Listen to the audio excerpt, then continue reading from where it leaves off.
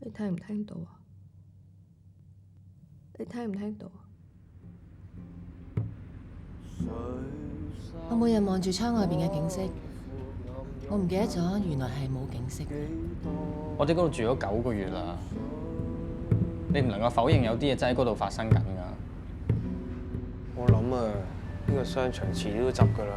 唔係啊嘛，殺到埋身。改建揾到錢啊嘛，冇計啦。你唔覺得香港啲天空好細嘅咩？我哋好似喺香港咁，又好似去咗好遠嘅地方咁樣。佢哋成個故事咧，係同整個歷史、整個時代係環環相扣嘅。我爺真係好辛苦㗎，係俾我哋啲敗家仔敗晒嘅啫。